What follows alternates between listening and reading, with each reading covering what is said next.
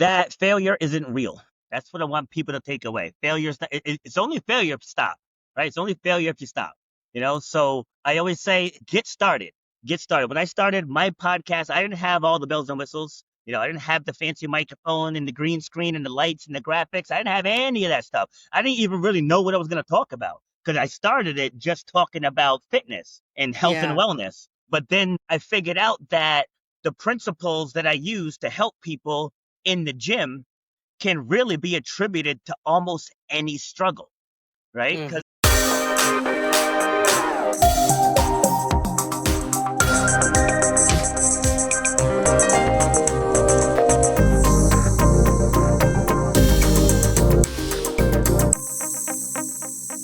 Emotionally unavailable. Hi, welcome to Emotionally Unavailable. This is truly a show about me and my journey. When I started Emotionally Unavailable, I thought I was just learning how to be more vulnerable. But somewhere along the way, vulnerability became transformation. Emotional, spiritual, human. Every guest I've spoken with has been a mirror, a teacher, a reflection of something I was meant to see. These conversations aren't interviews, they're energy exchanges. I'm not here as an expert, I'm here as a student of life. And together, we're learning what it really means to open our hearts, to show up honestly, and to find connection in the spaces we once hid from. The journey back to ourselves starts here. Hi, guys. Happy Friday. I hope it is fabulous. Today's guest is Robert B. Foster. Excuse me, a transformational speaker, coach, and author who has made it his mission to help people conquer. Oh, good God. I'm not reading well today, folk. Help people conquer self-doubt and unlock their potential. From being told that he would never run or jump again, watching his father pass away, to donating a kidney to his sister, Robert has lived a life defined by resilience and grit. Through his signature talks, his podcast, and his book, Shut Up and Grind, he empowers audiences to embrace their struggles as stepping stones to success. Whether you're battling fear, self-doubt, or a lack of direction, Robert's powerful message will inspire you to rise above and master your own story. And you guys, I had so much fun with him. Just lighthearted, silly, fun, but still meaningful, connective. Totally just right up my alley. Could imagine being besties with this dude. Just really fun, and I don't know. We bonded, I think. But yeah, I felt like it was a total vibe. I know you guys are going to love the episode too. Let me see. I'm going to include his website, his Instagram, and his YouTube in the show notes. And I just know you guys are going to love him. He's so great, seriously. So, I don't know. I don't think I have anything else to say because I'm trying to get this intro made quickly. And because I was rushing, all the thoughts in my brain left. But Robert, if you listen, I appreciate you so much. I hope that we can connect again in the future. Wish you all the best. And he has a book called Shut Up and Grind, which we kind of address immediately because I was like, I'm a little nervous because usually when people say things like that, maybe there's not a lot of emotional work. But I don't know. That was not the vibe I got. So I think you just, if it's making you question any of that before you listen, just go into it with an open heart because he's not meaning it the way it sounds at all. Very cool guy, great story, and the conversation was just fun. You're going to have so much fun listening while you learn. So, okay, now I'm going to shut up and grind. So, I love you guys. I hope you have a fabulous Friday and a wonderful weekend, and I appreciate every single one of you. I've had an uptick in downloads, so I've got some new listeners, and I appreciate you all too, and I'm just so fucking grateful for every one of you because I don't know, man. It lights me up. It's my thing. And it's good to know that people are listening. And so there you go. All right. Hey, if you hate ads, go subscribe to the Patreon. If you want to be cool and just support the show, go subscribe to the Patreon. Okay? Because, that's what people do. All right. I love you. Here's me and Robert. Emotionally unavailable. Okay, here we are. Nice to meet you. All right. To begin with, I just have to be honest. I need to know why your book is named Shut Up and Grind, because that makes me nervous, because I'm about emotion. So I'm like, okay, but I just know there's something in there. So I was like, well, let's just start with that. Okay, yeah, you're not definitely not the first one, and probably won't be the last one to ask that question. So that book, it's a how-to guide on how to navigate life's struggles. Right? Because 9 times out of 10, people are in fear. They're in fear of something, and they end up Mm-hmm. slowing themselves down over things that I call fake problems. It's like, well, what if this happens? What if that happens? What if this happens? So you're stressing yourself out over things that haven't occurred. So the shut up Mm-hmm. part is to quiet those voices, like quiet those things that are keeping you from achieving the things that you want to achieve, and then focus on the steps that you have to take to become who you need to be to achieve that thing that you want to achieve. Yeah. Well, that makes sense to me. Part of my framework is to quiet the noise, because you're right. Our brains are trained to give us catastrophe to focus on, because it doesn't know how to feel and it's trying to keep us alive. So it can point out every little ounce of danger. And if you're most people who are needing to see someone about their lack of intrinsic motivation probably have some sort of trauma in their history. That's just the truth, because that's kind of what robs us of our ability to trust ourselves and to make good choices for ourselves and things like that. So it makes sense to me that that's I'm glad you're addressing that with people, because that is a very important step to learn when to shut your brain off, because it's a liar. It just lies to you every single time. So as you can see in the back, I'm sitting in a gym, right? So my main hustle is I'm a fitness coach, and I deal Mhm. with that every single day. Like I can lay weights out, and someone will come in and say that's too heavy. I'm like, you didn't even try to pick it up. Like you don't even know what the exercise is yet. Like you have no idea what we're doing, but you're just looking at that and you're defeating yourself. And that's what people do in life. People say, "Oh, like I'm terrified of public speaking." Like, well, how often do you publicly speak? And they're like, well, Right. never, right? Right? It's Yes. like you're only good at what you practice, right? Mhm. So, as seasoned of a speaker as I am, if you ask me questions about astrophysics right now, I'm going to be the dumbest guy in the room, right? That's Right. not my lane, right? That's not my lane. Like I tell people when they say they're educated, I'm like, education is subjective. Like so many things are subjective. Like I spoke on a platform a few months ago, and the host was telling me to dress professionally. And my response was, whose profession are we talking? I Right. said, because my profession allows me to wear a tank top. I said, so whose profession are we going by? I said, because I would not wear a suit and tie into this gym. And I kind of Right. broke her down, right? I said, isn't part of your game authenticity? So why am I going to show up in a shirt and tie? Right? That That's is not what my so profession calls for. valid. That I love both of the points that you just made there. For one, you're not afraid to say there's a lot of shit I don't know. And that's Yeah. fine.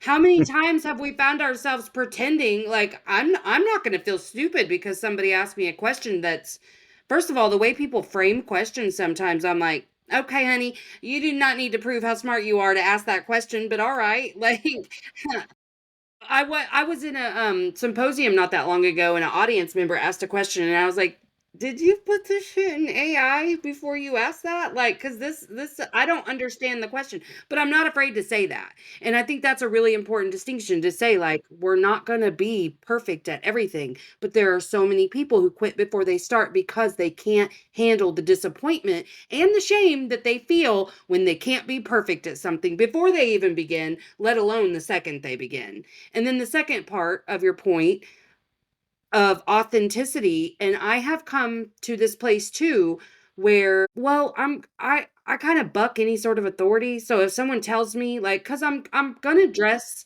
appropriately to your event, but if you start like dictating how I'm going to dress, but that is different than authenticity. But still, I think it's important to you find your lane. You go, this is my, expertise. This is what I feel really passionate about sharing from myself. And you stay within that lane, the way you dress, the way you talk, the way you educate others. I think that's something really people have to learn. Yeah. So I'll share a quick story. So I'm in Rhode Island. Life doesn't pause when you're sick. Vaccines against respiratory illnesses can help protect you and give you more playtime with your best friend. Depending on age and health status, vaccinations for flu, COVID-19, RSV, or pneumococcal infection may be recommended. Vaccines can help keep you from having a rough time. Learn more at cveep.org/vaccines-protect. Brought to you by the American Lung Association and CVEEP, fighting infectious respiratory disease. And I went to the Northern Rhode Island Chamber of Commerce. They had a networking event there. And I walked in, and I was the only one, right? I had my sweatpants on, I had my tank top, and I had a hoodie because it was in the wintertime, right? So I had a hoodie. And I walk into this room, and you could cut the judgment with a knife. Right? Oh, People were I'm looking dying for me. you. They were looking me up and down, right? But Uh-huh. I am completely unshaken by that. By the end of this meeting, everybody came to me for a business card. Every single person. So Mm-hmm. I'm like, my attire has nothing to do with the content that I share. So by the end of that meeting, everybody was hanging on my every word. And Yes, not to say I was better than anyone else, but it's like I showed up as me. They that's were all exactly right. showing up. Yes, they were showing up trying to impress each other, where I just showed up as me and shared my lane and what I do. And they Yes. gravitated toward that authenticity where, to your point, people try to be the smartest person in the room. And you don't have to be. I'm a college dropout, and I mentor people with PhDs and masters as a That's college right. dropout. So going back to the education is subjective. Like I helped a woman with a master's in marketing create a marketing plan. Because And you're like, she because what people don't understand is when you get a degree in marketing, you're being taught to market for corporations. You're not taught how to brand yourself. So even though she right. had that master's, she had no clue how to brand herself. And here I She am didn't with know no what about degree. her made her stand out. She didn't know what her zone of genius Yes, was. Yes. exactly. Yeah, I Absolutely. love Yeah. that.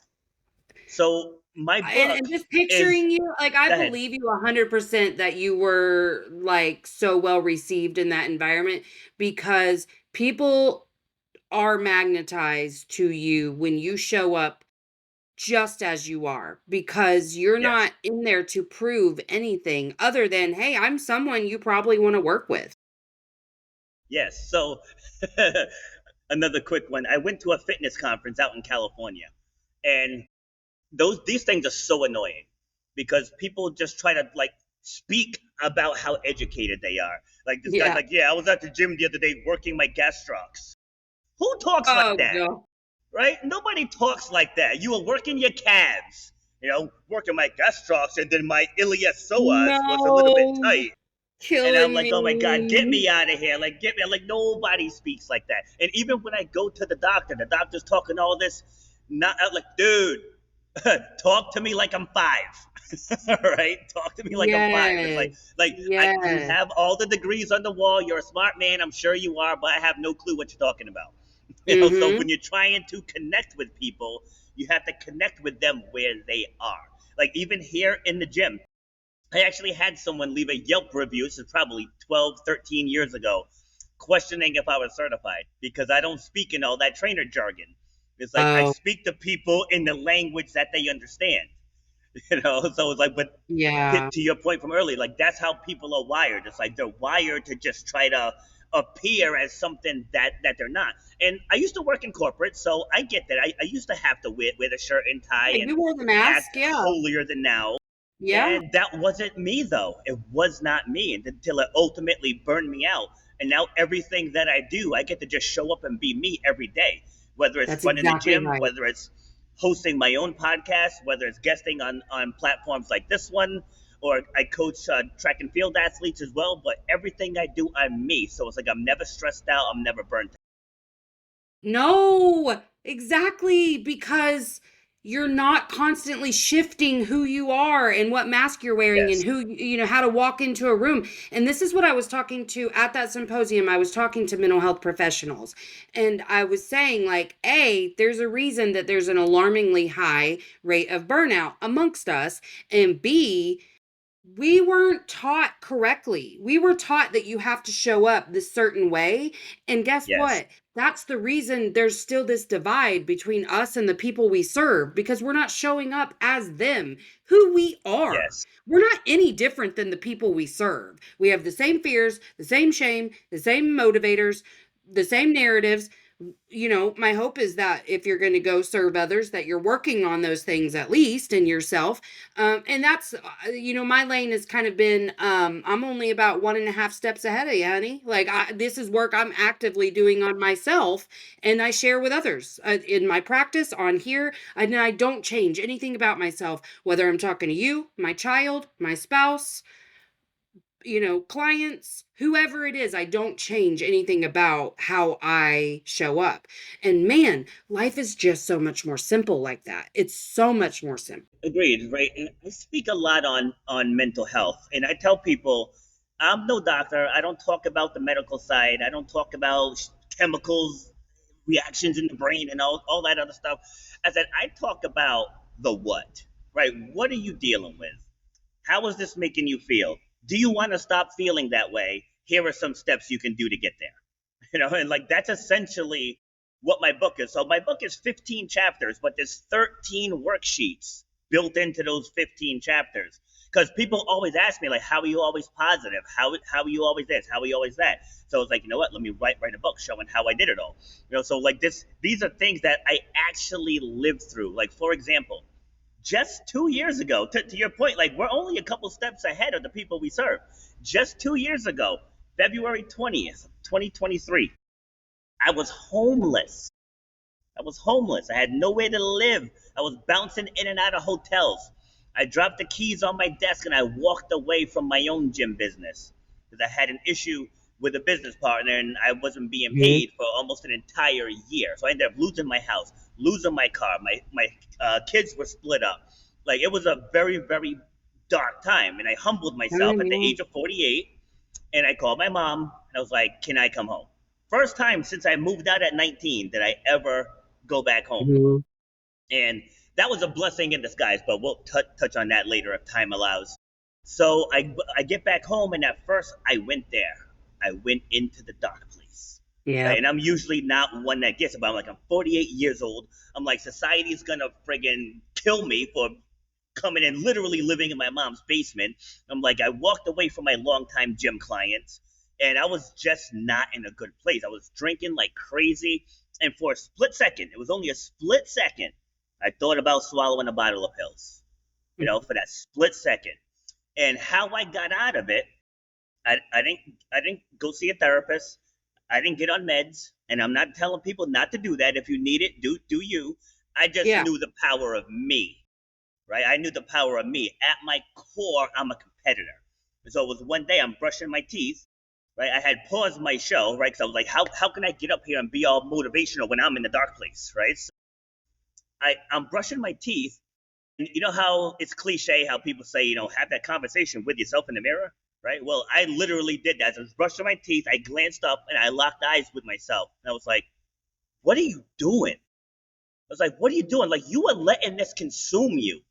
I was like, you literally have a show called Shut Up and Grind.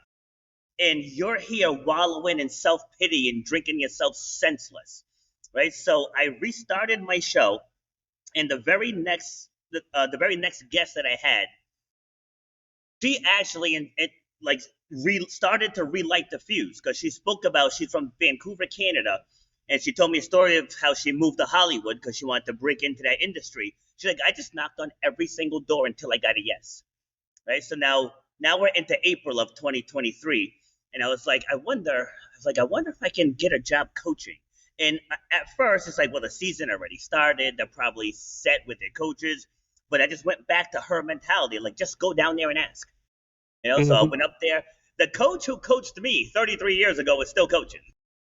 Wow. So I went to go see him, And I was like, hey, do you guys need any help with the jumps or the sprints? This was on a Friday. And so I started that Monday. That first practice completely relit my soul because I was actually going to pivot away from fitness. Like that's how hurt I was. I was going to Yeah. pivot away, but I was blaming the business partner.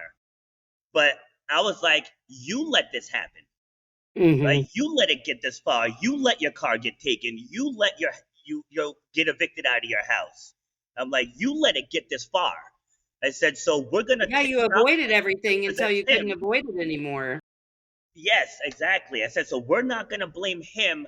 This is on us. So Mhm. back to that first practice, just watching the athletes just hanging on my every word and applying the things that I'm telling them. And I was like, you know what? All right, I need wheels. Like I need wheels because I need to get back in the gym. And so I ended up borrowing money from my mom and I bought a moped. And so, Oh, I because can't.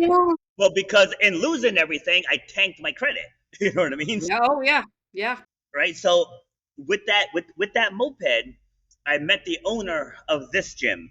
So what I'm in East Greenwich now, but he has another location in Wakefield, which is closer to my house in Charlestown. So I actually wanted to work there. And then that was the first gym I walked into, and I hit the jackpot, the very first one.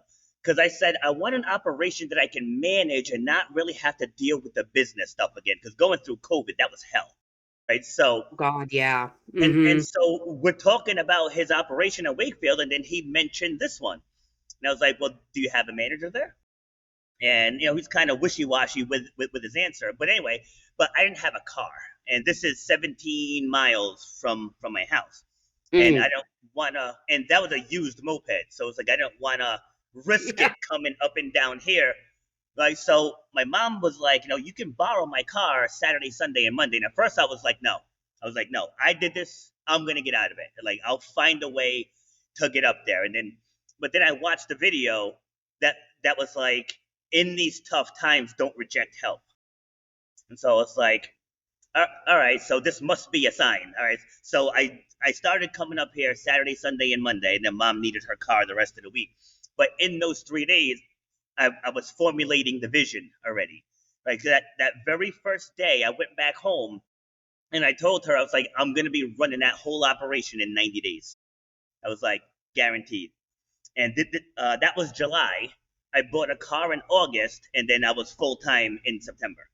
It's like That's just spoke awesome. everything right into existence. It's like once I stopped, well, once I pulled myself out of the sunken place, because one quote I always say is, "If you're on fire, you can't put the fire out."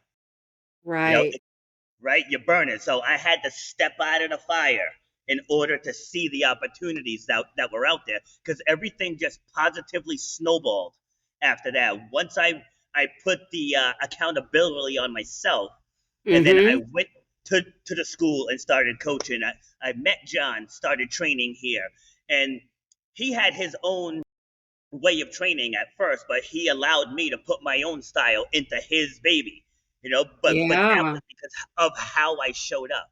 Like I didn't show up wishy washy. I came in here like a warrior that had it all together, and that's what Yes. people are drawn to, and so that's Yeah, a and little it sounds like you tidbit of were like coming out of it. rapid fire shifting your belief systems too. Like Yes, just like well, even the accepting help from your mom, you were like, no, because blah blah blah blah blah. And then you're like, yes, oh, well, let me shift that belief real quick. Okay, yeah, it's okay to accept help. And I mean, God, that's been a lesson I've had to learn too. Because A, I don't like asking for help, but then even when it's yes, offered, it's like, well, it's like that old parable that people would talk about where it was like a person's drowning and they're praying like God help me or whatever, so at first they throw like a life draft and they're like no what like God what like three different people come by to help him, but he just drowns because he thinks that God himself should walk and get him out of the water.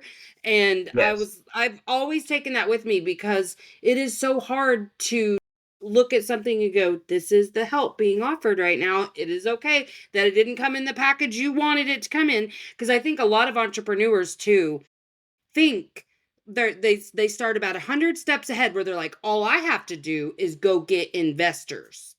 And as soon as I get investors, then I'm going to make my dreams come true. And I'm like, baby, you got about 100 steps to take before you go there. There is so much that has to shift inside of you before you get to a place where you're asking other people for their money. I'm not saying that's not a thing. You got to come from a pretty privileged place, I think, to be able to go, I have an idea and go get investors. But I think like they don't understand that those little steps of accepting help in other ways and the work that you have to do on yourself to get there is actually the first step. The first step is not going and asking people for investments, you know?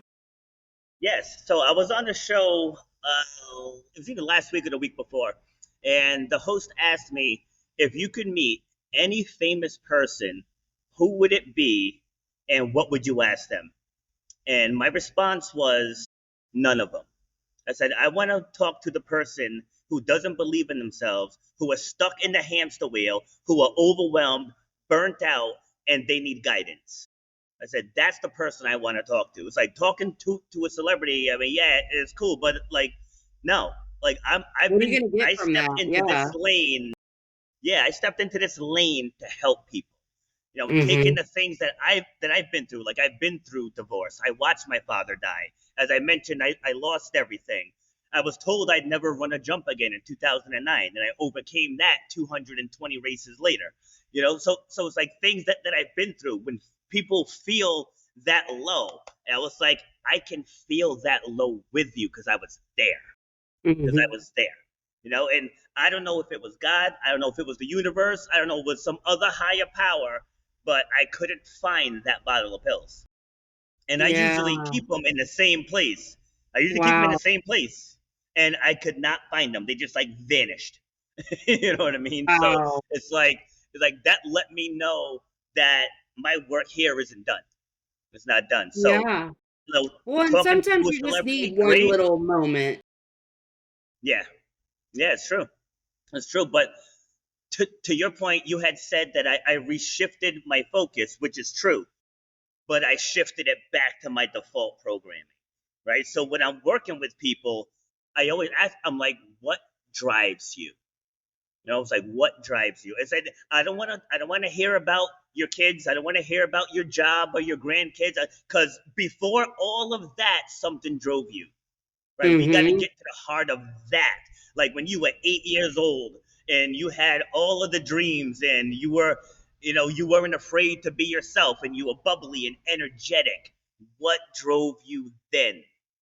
Because that's what Yeah. got me through that diagnosis in 2009 when the doctor's like, you're never going to run a jump again. I was like, how do you know? Right? You're not Yeah. in charge of my healing, right? You're not in charge of my health. Brain heals the body.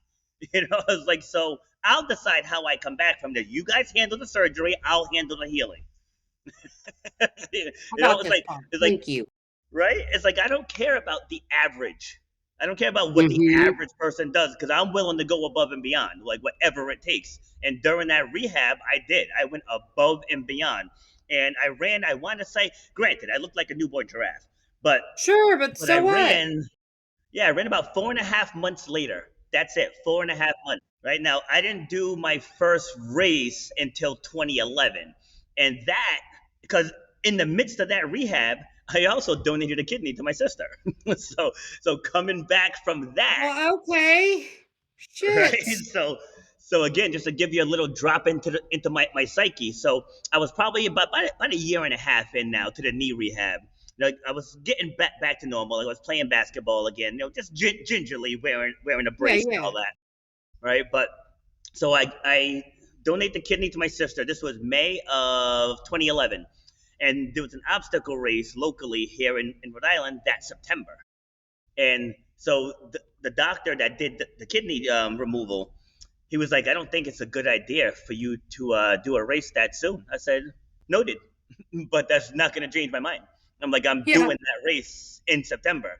Because again, going back to the brain heals the body. If I tell myself I'm going to be ready for this event, my body's going to prepare myself to get ready for the event. And Yeah. then the event came, slayed it, and then that sort of closed the first part. But so the knee injury happened during a track meet. So it did take me 7 years to get back onto the track. Because Yeah. finally, I was like, if I don't compete again, then the injury still wins. Even though I made this miraculous comeback that defied the odds, like I have to compete again. So, in Yeah. being a kidney donor, there's this Olympic style competition called the transplant games, and they Oh, have I a track didn't and know field. that. Yeah, yeah, yeah. So I only knew because one of my cousins, she received a kidney, and she would go and compete in it every year. So I was I like, you know love what? So I was like, you know what? Let's do it. So in 2016, the games were in Cleveland, Ohio, and I didn't have any expectations. I just wanted to get out there and just compete. But I ended up winning the high jump. That's the event that the knee injury occurred. I was doing oh, the high jump. I planted the jump, and my kneecap just went about 4 inches up my quad. Like it was a bad, like oh, it that was a makes me bad want to injury. vomit. Mm. Yeah, Now, it were was. you doing that in Oh God, college or something? Where were you competing? I was 34. So I was 33 because it happened in July. My birthday's in August. So I was competing in the Masters division. Yeah, Shit. yeah. So that Okay. was so that Wow. was You rough. were like for real, for real. Yeah. You were really Yep. good. Okay. Yeah. And so I ended up. So even now to this day, I'm undefeated in the high jump. Undefeated. Wow. Like, and after being told I'd never do it again. It's like I haven't lost. Wow. It's like I got 2 silvers in the long jump, but that was due to injury. So even being hurt, I still placed second. And in the 2018 games, these were in Salt Lake City, Utah. I won all 5 of my events: the 100 meters, 200 meters, discus, high jump, and long jump. And Oh my helping God. raise awareness. Yeah, and helping to Yeah. raise awareness for organ donation and the transplant game. I love that. Wow. Wow. Yeah, and I mean, I do think it goes to show your belief matters. It's what you believe Yes, that will get you where you're going. absolutely. Yeah. So another quick one. One of my personal training clients comes in, and I could tell she had been crying. And I was like, she's like, "Can I talk to you?" I'm like, "Yeah, of course. Come on in." And so we're sitting down. I guess she and her daughter got into a car accident, and I guess her daughter was injured much worse than she was. She just had some aches and pains, and so she's crying. She's like, they said that she's never gonna walk again. And I said, "Whoa, stop right there." I said, "Stop right there." I said, "Do not put that into your daughter's head." I said, "Do not." And I reminded her of my story. I was like, I woke up every day not caring what that doctor said. I was like, Yep. I am going to make a full recovery from here.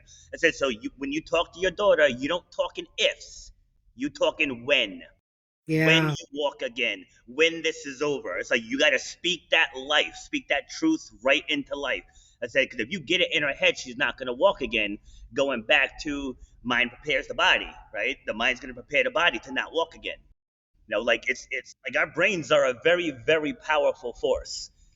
So whatever you Yeah. feed it, your body is going to react accordingly. And people don't believe that, but it's true. I've been working on different beliefs of things for a couple of months now, and then the second it shifts, everything changed. Yeah, yeah. Like my second surgery was on my shoulder, so the knee was my first one. So I kind of did whatever they said in the beginning, but then once he cleared me to walk, I was like, I probably could have walked 3 weeks ago. I'm like, what the heck is going on here? So with this one, I kind of just found my own thresholds, right? So like I wouldn't do anything stupid. Like, all right, ew, if that hurts, but I would stay below it and just keep it moving as much as I could. And so Yeah. when I went for my first PT appointment, she's like testing my range of motion. I'm like, keep going. I'm like, keep going. I'm like, you can push harder than that. And I was all the way up. And she's like, we don't ever see that this early. I said, yeah, because I learned from my first surgery to believe in myself. Said, and I was moving because they said no movement whatsoever for 6 weeks. I said, that's not happening. It's not happening at all. So, and again, I'm not advocating for not listening to your doctor. I'm just saying I listened But to me. you knew your body really well, and you had learned what you were capable of. Yes, Yeah. absolutely. And that's one of the toughest shifts to help people make. with it like I need to be this, I need to be that. I'm like, no, you don't. Just get started. Like even here in the gym, like I'll be out and about, and people will ask me, what's the logo mean, and I'll tell them, they're like, oh, I think I have to get in better shape before I do that style of training. I'm like, no, you don't. No, you don't. Yeah. Your body will respond to what you give it. All right. If, Yep. if you give it intensity, it's going to respond to intensity. If you give it Pilates, it's going to respond to Pilates. You know what I mean? Even if you just start walking, it's going to respond Yep. and improve your endurance for walking. But we put these blocks on ourselves. It's like, oh, I have to get more certifications to do this. No, no, you don't. You have a cell phone. Just pick up your That's a cell big phone one and I come Google. across too. Yes, Yes, people who yes, think they need to go get a whole different degree or a whole certification, and I'm like, just be you, share what you know. That's you don't yes. need a certification to prove that you know what you know. Yeah, like I don't have a psychology degree, but does it not sound like I know what I'm talking about? Right, exactly. Yeah, Yeah, no, see, I mean, that's a good it's true. yeah, like people ask me all the time. It's like, what's your degree? And I said, I dropped out. I'm like, I don't have a degree. And again, I'm not flexing here, but one of my guests, I was actually on a panel, and one of the other panelists asked to connect with me. And now she's a clinical psychologist. Okay, she got a PhD. She's a clinical psychologist. She hired me to work with her then 23-year-old son because he has dyslexia and no, I'm sorry, Asperger's. That's what he had, Okay. Asperger's, and he was just in his head about it. So the first meeting with him, everything was, I want to do this, but I have Asperger's. I want to do this, but I have Asperger's. I said, all right, first thing we're gonna do is we're gonna reverse it. All right, because the way our brain works, whatever comes after the but sticks with you. Right. So if you say, I want to do this, but I have Asperger's, your brain is storing that as a negative. But if you say, Mhm. I have Asperger's, but I'm going to do this, now it Yeah. shifts to the but I'm going to do this. And that's one of the first ways I try to help people to reframe. Just like, again, even here in the gym where people are like, oh, I need to lose 30 pounds. I said, no, no, no, no. You're going to lose 30 pounds. Right? Just by saying, Yes. I need to, now you're putting Yes. pressure. It's a chore, it's a negative. But by saying, I'm Well, going to, now you're speaking power. exactly. No, it's so much different, and depending on how woo-woo you wanna get with that, because 'cause I'm pretty woo-woo, I was learning about this and, they were saying, well, as long as your energy that you're putting out is "I need," you're gonna stay in the energy of needing. You're not going to Yes. do anything. You're just gonna Yep. need to do it, and so I have really shifted my wording too to, "No, I'm going to." Yeah, yeah, it's huge. Like I do obstacle races, and I think you can see the shirt behind me over there. Yeah, over there. That's from a Yeah, yeah, Spartan yeah. piece that I did in New Jersey. It's on a mountain. I went with three other people. Now this was my probably 16th time on that mountain, so I'm very battle tested there. But the three people I went with, it was their first time. Excuse me. So one of the women, now she's been training with me off and on for like 8 years now, I want to say, and she vowed to never do a mountain race. So I convinced her to do the race, and from pretty much mile 3 to 14, I had to talk her off the ledge. Like she was just, I can't do this. You're crazy. I can't believe you got me here. Yeah. It was like at one point going up the mountain, this other racer, because like uphills are my strong point. So like I'll usually push a little and then I'll wait and let them catch up. So this other guy, he's like, "Are you Foster?" I was like, "Yeah." He's like, "She's gonna kill you." I was like, "Oh God." Right. But this is what I told her. I said, "Look, we're at mile 3. Let's just get to mile 4." It's like you're thinking about the end. Don't think about the Yep. end. Only think about mile You four. gotta run the Right? mile you're in, man. Yes. Then we get to mile 4. Then we reassess. All right, mile 5, and we literally repeated that for every single mile. And now I was battling a knee thing myself, and so she kept asking me, "How are your knees?" Now, to be real, they were screaming, but I didn't want to let her know that, Yeah. because she was feeding off of my strength. So I just like, I'm fine. Let's just focus on you, one step in front of the other. Let's do the obstacles. And she ended up getting all the way through. But by mile 3, that doubt already crept in. And now, mind you, it took us 7 hours to do that race, 7 hours and Wow. change. And so it was like probably a solid 5.5 hours that she battled those demons to get through to the end. So at the end, she was like, "I'm glad I did it, but f you." Yeah, exactly. Exactly. Ooh. I used to be a runner, not like a good one, but like for fun. Really, I just found a way to punish myself. But like, I really liked 5Ks, and then I got into half marathons. Did one full, and was like, this is not for me. Then I kind of quit running after that because that took the Yes. love of the game out for me. But it is funny that when I learned to run the mile I was in, it made me think about so many other times I, and especially my children, had been told to think, well, you need to be thinking about such and such, like you're in 5th grade now. Well, when you get to high school, honey, he's in 5th grade. Why the fuck are we talking to him about high school? Like what? And how many times, and as a mom, I had to start saying like, we're running the mile we're in. That's what we're doing. We're trying to get through 5th Mm-hmm. grade. So we're not going to think about high school right now, and I'm going to ask you not to also. But it was all the time. But really, truly, learning that and running did help me apply that everywhere. Yeah, yeah, I love it. I had a talk like that earlier this week. It was Tuesday, and someone was sweating something that's happening on Sunday, right? And I'm like, worry Mm-hmm. about Sunday when Sunday gets here, or maybe Saturday night Yes. or something, plan. But like, why you stress? It's 5 days away. It's like you're taking away joy from today because you're worried about an event that's not Yeah. even here yet, right? It's not even here yet. It's like Or get how a many state. people have the Sunday scaries? Their entire Yes, Sunday's ruined because they know tomorrow they go back to work. I'm like, man, that's when yes, I quit yes. having that type of mindset, everything, it's a big shift because you learn to enjoy what you're experiencing right here, right now. Yeah, see, and that's when people say that, well, just this is who I am.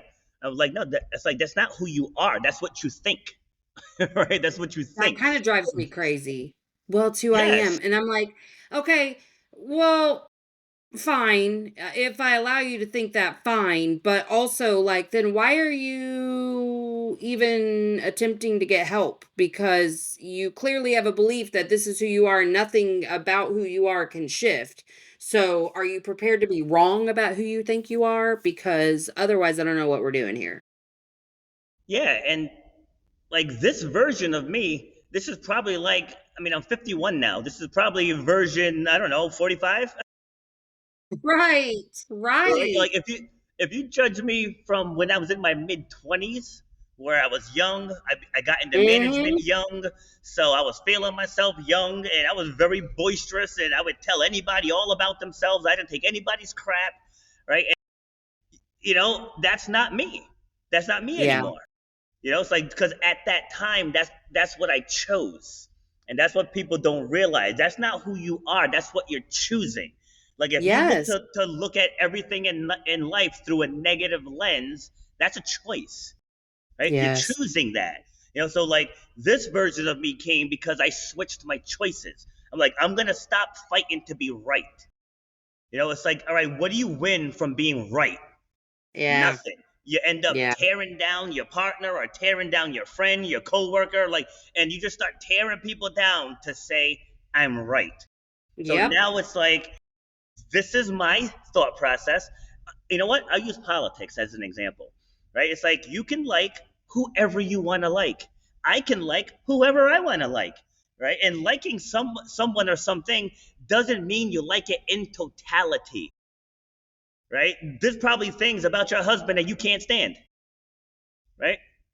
See, Plenty, absolutely. See, that's what plenty, plenty that's of what people things. have to understand, right? Like you could love onions. I hate onions. That doesn't mean we can't be friends, right? You Yeah. could vote red. I could vote blue. That doesn't mean we can't be friends. It's like we only get one shot at this life, and why do you want to spend it fighting? I press this button, Yeah. you press that button. Now let's go have lunch. Yeah. I love it.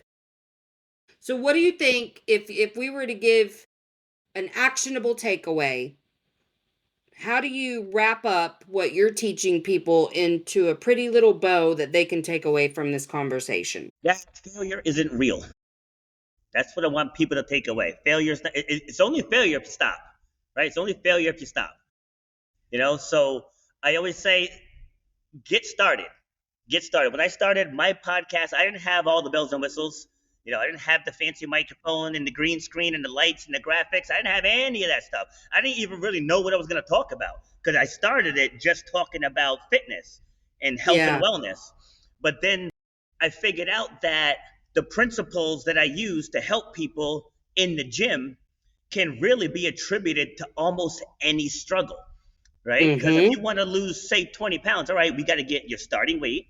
We got to get your starting body fat percentage. We got to take your measurements. What's your current diet like?